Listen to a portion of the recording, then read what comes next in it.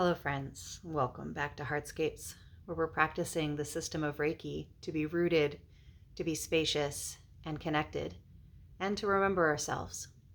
My name is Michaela. I'm happy to be back with you, and welcome here to my living room. Usually I'm upstairs in the blue studio.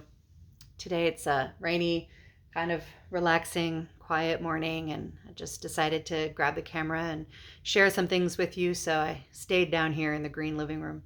Plus, it's probably one of the last chances that I have to get away with making a video in front of the old tree. So here we are.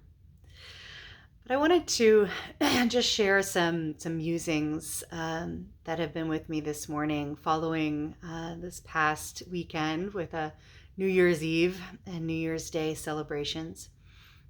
Some insights that have come both about just the challenging time that many of us find ourselves in this time of year, and some of the ways in which the system of Reiki is continuing to teach me around those things.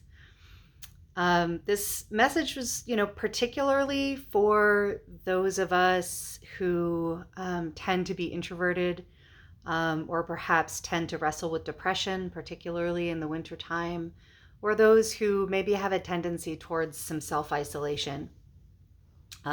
Hopefully the rest of you will find it interesting too. But those are all things that that describe me in certain ways. I'm definitely introverted. I definitely work through cycles of depression, particularly in the winter. And often I'm working to find the balance between accepting those parts of myself, coming into a balanced place with my need for some solitary time, coming to a healthy place of enjoying my own company, of being okay and unashamed to claim that alone time, and then balancing that with the unhealthy extreme of kind of self-isolation in sort of a punishing way.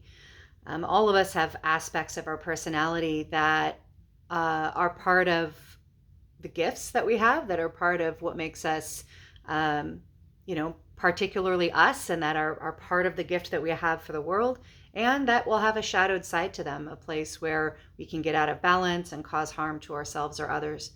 And so that's one of the places where I work to find balance in my life, and maybe that's true for some of you as well. I think this is one of the reasons that the system of Reiki, from the perspective of its Japanese origins, really speaks to me and is so dear to me, because the central pivoting place of this system is remembering our interconnection, is to having an embodied experience of our connection with all of the rest of life, with individual other people, with other life forms, and more broadly into just the energy of life generally. So it's been really powerful for me to work with this system as a way of finding that place of balance between healthy expressions of aloneness while still remembering and feeling connected to others, and then the unhealthy expressions of self-isolation. And that becomes really important in times where the circumstances around me and around us put pressure on that dynamic. This was particularly true in 2020 and 2021 as we worked through the isolating time of the pandemic, particularly in the majority of 2020, where we were all, pressured into a state of unchosen isolation. There was a way in which that was a really beautiful time for many of us who need time alone and who thrive in our own space, right? I often joked, but also in a serious way, that 2020 was the time for we introverts to really shine, and for our superpowers to come forward. Finally society is privileging the introvert, and I really felt for you extroverts out there who were really pulling your hair out having to be alone so much. But it was a time for me to really lean into that aspect of myself and appreciate it, and really receive it as a gift, because I wasn't suffering for the most part for that need to be alone. By the end of the year, it was getting to me for sure. definitely struggled with that at various points, but overall it became something that I appreciated. Um, and the system of Reiki was an incredible ally in that. And it's when I really was able to lean into um, the particular way in which the way that I am, and the way that the system of Reiki is structured around interconnection without having to be physically present with people, became a particular point of teaching that was mine to offer to other folks. Many of the videos that I made during that time and the classes that I taught during that time really pivoted around those feelings, and practicing the structures within the system of Reiki that are designed to give us an embodied sense of our connection with all of life, became the center point of my practice, and it still is. Interconnection is indeed the center point of this practice. And I'm learning more and more as we go forward, how that impacts us in the day to day, in the small moments of life. For example, I've worked with a lot of people who, have come to the system of Reiki as a self practice because they're healing from trauma and from experiences that they've had with other people that have degenerated their sense of trust and their sense of connection with other people. And they have a deep longing to be connected to others, and at the same time a deep sense of mistrust because of harm that has befallen them. And so working with this dynamic, this paradox, that we can feel the truth of our connection with others, even specific people who are problematic in our life, right? Perhaps there's people that we love but that are really not good for us to be around. That we can feel the truth of our connection with them, while at the same time, maintaining boundaries between us, maintaining perhaps physical separateness or emotional, boundaries, and really setting a strong container for ourselves in our relationships. That those two things can happen, can coexist together. That's been a really powerful thread. And then just this weekend, in New Year's, I really just had my own little lesson in the importance of managing both sides of interconnection, right? Because I've been leaning so firmly into the unseen aspects of interconnection, right? Feeling that connection on an energetic level, feeling it in my heart, feeling it in my mind and my body, while being physically separate from other people. And having this unhealthy tendency when things get, not good for me, to self-isolate.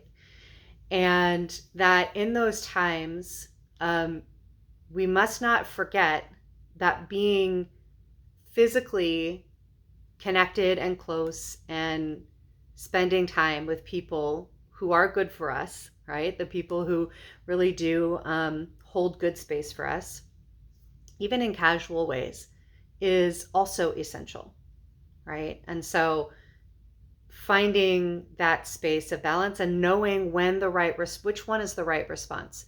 Is it the right response to lean into connection kind of in the ultimate reality sense, where we are connected to all of life and I don't have to be physically with any other people to know that? And when we really need to lean into connection in relative reality, in the day-to-day, in our relationships. So New Year's Eve was actually a really sad evening for me. Just a lot of lonely things coming up, a lot of sadness coming up. I ended up having a really kind of difficult conversation with somebody I'm close with around these themes, and kind of processing some old hurt stuff. And then, we decided not to spend the rest of the evening together, not to do the New Year's Eve midnight thing. And so I just, spent a little bit more time by myself, peaceful, self-reflective, but also very, very sad, and went to bed early. And that wasn't the New Year's Eve that I wanted or that I had planned. But it was, it was what was. A little tongue-tied on that one. It was, it was what it was supposed to be. So I woke up the next day, just a little like emotionally hungover, like didn't even drink anything the night before, but just kind of emotionally like, ugh, foggy in the head, kind of achy in the body, just feeling like crap, really. And just kind of didn't want to do anything, You feel like that.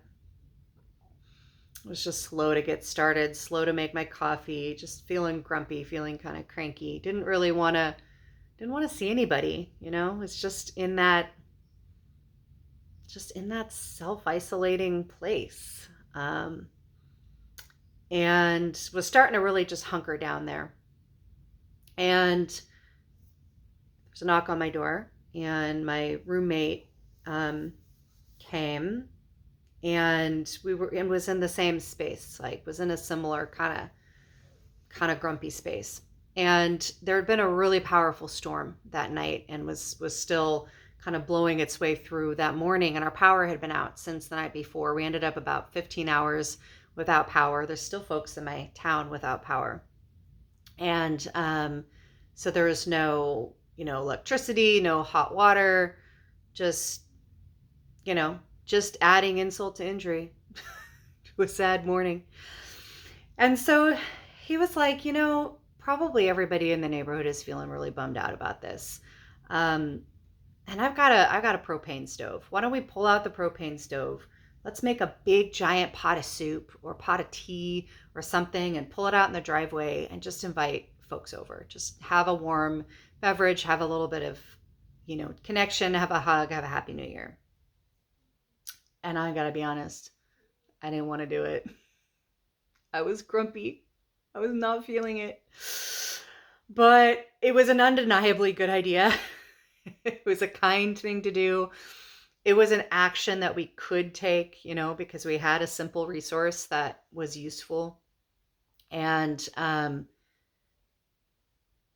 knowing that my roommate is so similarly introverted and also in a similarly kind of grumpy place, I knew it probably was taking a lot for him to even make the suggestion and think about doing it. So I said, all right, yeah, let's do it. So yeah, we pulled out that propane stove. I pulled out my giant cauldron, my giant stock pot, and found 2 big bags of chai tea mix that I had been saving apparently for just this occasion. And we dragged it out there. He made a big giant sign that said, "Free chai, bring your own mug." We set some chairs out in the driveway. And within, half an hour or so, sent out a bunch of texts, put it in our neighborhood listserv. And, within about a half an hour, some folks started coming by. And it, we ended up being out there for about 3 hours. And maybe about a dozen or so neighbors came by, some of whom we didn't know, some of whom were just driving by and saw the sign, some of whom saw our posts and came with their mugs. And it became this just lovely, spontaneous driveway party with people that we care about, people that we just met. Good conversation. Folks brought, additional snacks and treats and things to share, pulled out, comfy seating. My good friend who runs a farm brought some baby goats. We had goats and dogs and cats just hanging around. And it became a very joyful experience. And in the conversations that I had with, this dozen or so folks who came through, it really struck me that many of them, most of them that I spoke with, shared that they also had a really sad New Year's Eve. That it also felt heavy, felt lonely, felt, just that their stuff was up. Like whatever was feeling like a loss, like a grief, like a sadness, like a place of lack in their life was just really present in their minds and in their conversations. And it was a sad, sad evening for many of us. And many of them also didn't feel like going out in the wind and the cold, but had chosen to come out, get their cup of chai. And for all of us, that opportunity, that choice that choice to accept the sadness and the reality of how we were feeling, and also to just lean into a bit of simple connection with neighbors was powerful and profoundly changed how we all were feeling and showing up. And I know for me, and at least for one other person that I spoke with, they asked me, like, were you able to kind of purge out, the sad feelings and the lonely feelings last night so that, you don't have to have them now? And I thought about that and I said, well, I wouldn't say that I purged them. I would say that I made room for them. They're still here, right? They're still present. They're still going to be with me. It feels like they're probably going to be, I probably have some of this work to do this winter. And so it wasn't a purge. It wasn't like release them and then be done with them and feel better. It was, using the practices that I know from the system of Reiki and from other practices, to make more space inside, make more room for how I was feeling, allow it to be what it was, to be present with me, but not constrict around it, right? And then when I felt the constriction of the isolating feeling that I don't want to be around anybody, right? Allowing myself to lean into the opportunity to connect with others that, another person had suggested. And then to notice how incredibly possible and profound it is to hold enough space inside of ourselves for a wide and paradoxical range of feelings and experiences, to still feel the sadness and the loneliness, to still know that there's work for me to be doing in those realms in this time. And at the same time, feeling the joy of simple connection with my neighbors. And if I had, it could have been fine to continue working by myself with my practice, with my Reiki practice, to make that space inside, to remember that I'm connected to all of life all of the time, whether or not I'm around other people, but still stay in that isolated place. That could have been okay. I know how to make that work. But in this particular instance, that wasn't the right thing to do. That I needed to step into relative reality, and I needed to step into interconnection in the here and now, in physical time and space with people that I care about in a casual way, in a neighborly way, friendly way. And to let that be part of the medicine, and let that be part of the spaciousness and the groundedness and the connection that the system of Reiki is teaching me from the inside out, right? Let it be all around me in the physical realm. Because Reiki is doing our work from the inside out. All Reiki is self-Reiki. Actually teaching a class on that subject tomorrow. Wednesday. Yeah, tomorrow. My free monthly class is just really exploring this idea that all Reiki is self-Reiki, that it is an inside-out practice. It's not a practice from one person to another externally. That the impacts we have on other people are a result of our internal practice. That is true. And at the same time, the container that we're inside of, which includes the community that we're inside of, is healing from the outside in. And that both are essential, that both are valuable, and that both of them work together in our lives. And that both of them enhance each other, right? Because if I hadn't, I could have been in a much worse place in the morning had I not been with my practice the night before.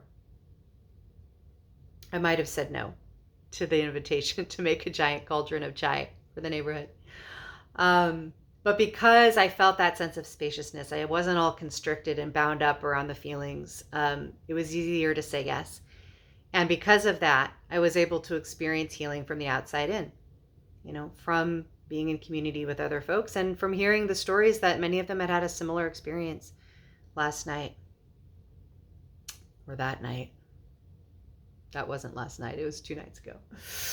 So anyway, I just wanted to share that with you in the hopes that perhaps there was something in there for some of you that might be helpful, with what you might be working with, might help you acknowledge parts of yourself that aren't always easy, but that are important, that are that hold medicine and at the same time hold challenges, and we want to work with a balance of both.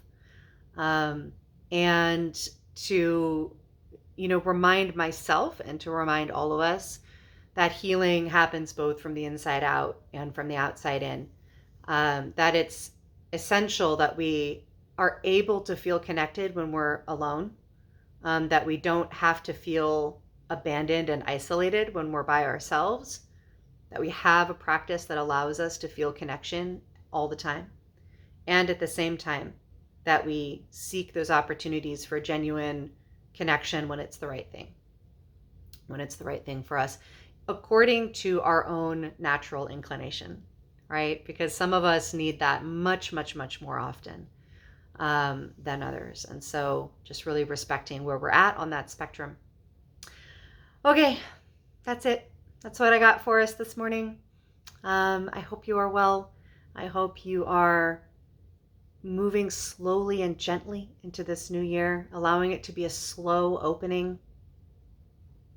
In fact, that might be really what this is about. This cultural pressure to have the new year be this big, ramp up of energy, right? Like we're going to start the year with this big burst of energy. And what I'm experiencing, what many folks are experiencing, is this slow opening to the year. And that's good. That's good and right. We're in the middle of winter. It's a slow time. So as you are moving through this time, as you're moving hopefully with gentleness, with slowness, with grace, with kindness, deep kindness to yourself and to others, may you be deeply provisioned for that journey. Until next time, I love you. Goodbye.